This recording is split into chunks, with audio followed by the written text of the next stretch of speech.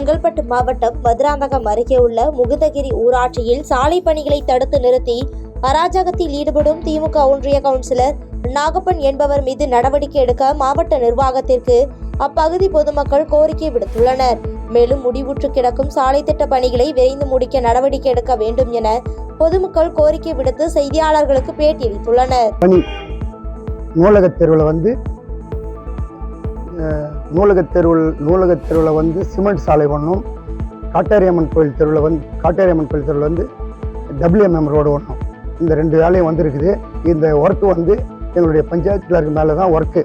இந்த ஒர்க்கை தலைவராகிய ஜானகி சண்முகமாகிய நாங்கள் அந்த ஒர்க்கை செய்யும் போது அதே கிராமத்தை சேர்ந்த திமுக கவுன்சிலர் நாகப்பன் என்றவர் தடுக்கிறாரு வேலையை. அவரை கேட்டு தான் வேலை செய்யணுன்றாரு. என்னை கேட்காம நீ வேலை செய்ய விடனாரு. 4 முறை ஜேசிபி 4 முறை ஜேசிபி திருப்புறாரு, செய்ய விட மாட்டுறாரு.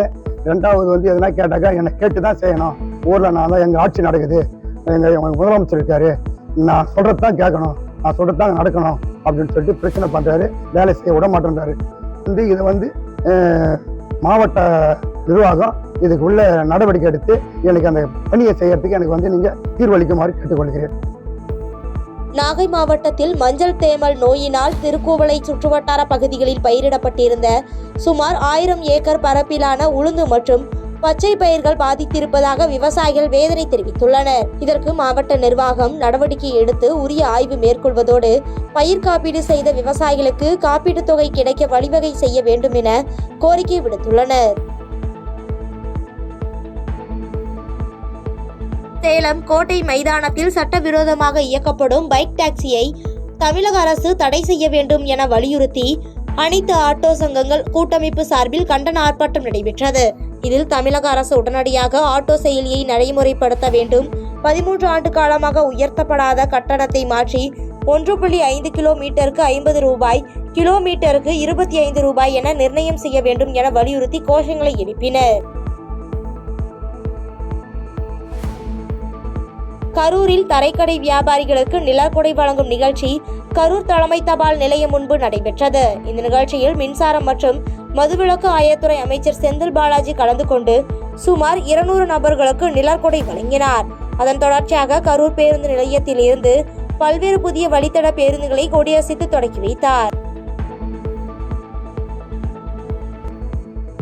கரூர் மாவட்டம் குளித்தலை சட்டமன்ற தொகுதிக்குட்பட்ட தோகைமலை ஒன்றிய பகுதிகளில் புதிய தார்ச்சாலை உள்ளிட்ட பல்வேறு நலத்திட்ட பணிகளுக்கு குளித்தலை MLA மாணிக்கம் பூமி பூஜையிட்டு துவக்கி வைத்தார். மேலும் பிரசவம், பின் கவனிப்பு அறை கட்டிடம் உள்ளிட்ட முடிவுற்ற பல்வேறு நலத்திட்ட பணிகளை பொதுமக்கள் பயன்பாட்டிற்காக திறந்து வைத்தார்.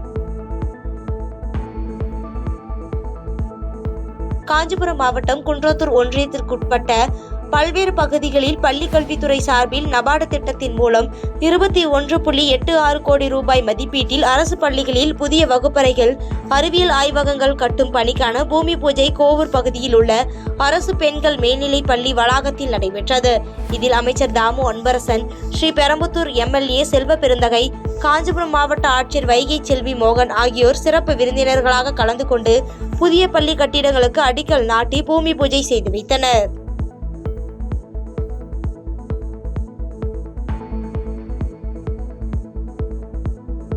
கடலூரில் கோடை வெப்பத்திலிருந்து பாதுகாத்துக் கொள்ள சிதம்பரம் போக்குவரத்து காவலர்களுக்கு தொப்பி மற்றும் பழ வகைகள் வழங்கும் நிகழ்ச்சியை சிதம்பரம் TSP லாமோக் துவக்கி வைத்தார். மேலும் வெயில் நேரத்தில் உடல்நிலையை வெப்பத்தில் இருந்து பாதுகாத்துக் கொள்வதற்காக நாள்தோறும் பழ வகைகள் காவலர்களுக்கு வழங்கப்படும் என போக்குவரத்து காவல் உதவி ஆய்வாளர் ஆனந்த் தகவல் தெரிவித்துள்ளார்.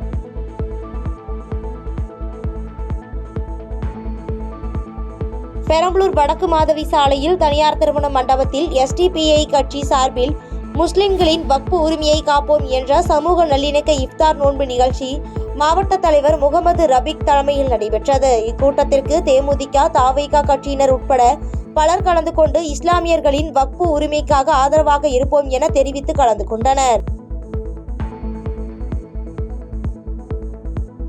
திண்டுக்கல் பிச்சாண்டி மகாலில் தமிழ்நாடு ஆரம்ப பள்ளி ஆசிரியர் கூட்டணியின் செயற்குழு கூட்டம் மாநில தலைவர் மணிமேகலை தலைமையில் நடைபெற்றது. இக்கூட்டத்திற்கு பின்னர் செய்தியாளர்களை சந்தித்த தமிழ்நாடு ஆரம்ப பள்ளி ஆசிரியர் கூட்டணி பொதுச் செயலாளர் மயில், ஆசிரியர்களின் காலி பணியிடங்களை நிரப்ப வேண்டும் உள்ளிட்ட 10 அம்ச கோரிக்கைகளை வலியுறுத்தி அனைத்து மாவட்ட தலைநகரங்களிலும் உண்ணாவிரத போராட்டம் நடைபெற உள்ளதாக தெரிவித்தார்.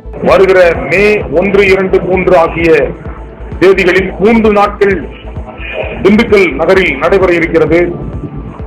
அந்த மாநாட்டின் ஒரு பகுதியாக 3வது நாள் 20,000க்கும் மேற்பட்ட ஆசிரியர்கள் பங்கேற்கக்கூடிய பேரணி திண்டுக்கல் நகரில் நடைபெற இருக்கிறது. மாநாட்டிலே எங்களுடைய கொள்கை முழக்கம் என்பது அரசு பள்ளிகளை பாதுகாப்போம், தேசிய கல்விக் கொள்கையை எதிர்ப்போம், நிராகரிப்போம், இந்தி திணிப்பை முறியடிப்போம், பறிக்கப்பட்ட வாழ்வாதார கோரிக்கைகளை மீட்டெடுப்போம் என்னும் கொள்கை முழக்கங்களோடு எங்களுடைய அமைப்பினுடைய மாநில மாநாடு 7வது மாநில மாநாடு திண்டுக்கல் நகரில் நடைபெற இருக்கிறது என்பதை தெரிவித்துக் கொள்கிறோம். திண்டுக்கல் மாவட்ட ஐக்கிய ஜமாத் பேரவை சார்பில் மத நல்லிணக்க விழா மற்றும் இஃப்தார் நோன்பு திறக்கும் நிகழ்ச்சி தனியார் மகாலில் நடைபெற்றது. இந்த நிகழ்ச்சியில் சிறப்பு அழைப்பாளராக ஊரக வளர்ச்சித்துறை அமைச்சர் இ. பெரியசாமி கலந்து கொண்டு சிறப்புரையாற்றினார்.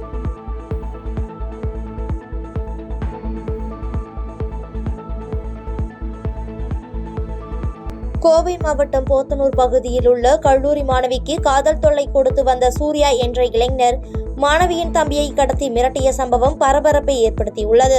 இதுகுறித்து மாணவி போத்தனூர் காவல் நிலையத்தில் புகார் அளித்த நிலையில் கடத்தலில் ஈடுபட்ட சூர்யா உட்பட 3 பேரை போலீசார் கைது செய்து விசாரணை நடத்தி வருகின்றனர். கள்ளக்குறிச்சி மாவட்டம் சங்கராபுரம் அருகே உள்ள மூக்கனூரில் கிராம நிர்வாக அலுவலர் இல்லாத நிலையில் கூடுதலாக பணியாற்றும் கிராம நிர்வாக அலுவலர் அலுவலகத்திற்கு வராததால் கிராம நிர்வாக அலுவலகம் பூட்டியே கிடப்பதாக பொதுமக்கள் குற்றச்சாட்டு வைத்துள்ளனர். மேலும் நிரந்தர கிராம நிர்வாக அலுவலர் நியமிக்க வேண்டும் என்று மாவட்ட நிர்வாகத்திற்கு பொதுமக்கள் கோரிக்கை விடுத்துள்ளனர். கள்ளக்குறிச்சி மாவட்டம் சின்னசேலம் அருகே உள்ள வனப்பகுதியில் துப்பாக்கியுடன் வேட்டையாட சென்ற செல்லக்கண்டு மற்றும் சரவணன் ஆகியோரை பிடிக்க முயற்சித்த வனக்காப்பாளர் மீது அவர்கள் துப்பாக்கிச்சூடு நடத்திய சம்பவம் பரபரப்பை ஏற்படுத்தியுள்ளது. காயமடைந்த வனக்காப்பாளர் மருத்துவமனையில் அனுமதிக்கப்பட்டுள்ள நிலையில் செல்லக்கண்ணு என்பவரை கைது செய்து தப்பியோடிய மற்றொரு நபரை வனத்துறையினர் தேடி வருகின்றனர். ஈரோடு மாவட்டம் ஆட்டியாம்பாளையத்தில் பெருந்துறை சிப்காட் தொழிற்சாலையில் இயக்கப்படும் தனியார் ஸ்டீல் கம்பெனியில் இருந்து வெளியேறப்படும் நச்சு கழிவுகள் அவ்வழியாக செல்லக்கூடிய ஓடையில் கலக்கப்படுவதாக பொதுமக்கள் குற்றச்சாட்டு வைத்துள்ளனர். இதனால் கோழிகள், ஆடுகள் உள்ளிட்டவை இந்த குடிநீரை அருந்தி மிகவும் மோசமான நிலைக்கு தள்ளப்படும் நிலையில் இதற்கு அரசு உரிய நடவடிக்கை எடுக்க வேண்டும் என்று அப்பகுதி மக்கள் கோரிக்கை விடுத்துள்ளனர். கன்னியாகுமரி மாவட்டம் அருமனையம் மஞ்சாலுமூடு பகுதியில் உள்ள அசோகன் என்பவரின் வீட்டின் முன்பு கொடுத்த கண்ணனை மீட்பதற்காக கட்டிலுடன் வந்து படுத்து மூதாட்டி போராட்டம் நடத்திய சம்பவம் அப்பகுதியில் பரபரப்பை ஏற்படுத்தியுள்ளது. தொடர்ந்து தகவல் அறிந்து வந்த அருமனையம் காவல்துறையினர் அசோகனிடம் விசாரணை நடத்தி உரிய நடவடிக்கை எடுப்பதாக மூதாட்டியிடம் உறுதியளித்தனர். பாதகம் செய்பவரை கண்டால் நாம் பயம் கொள்ளலாகாது பாப்பா, மோதி மிதித்து விடு பாப்பா, அவர் முகத்தில் உமிழ்ந்து விடு பாப்பா. அண்மை செய்திகளை உடனுக்குடன் தெரிந்து கொள்ள இணைந்திருங்கள் எம் நாடு தொலைக்காட்சியுடன்.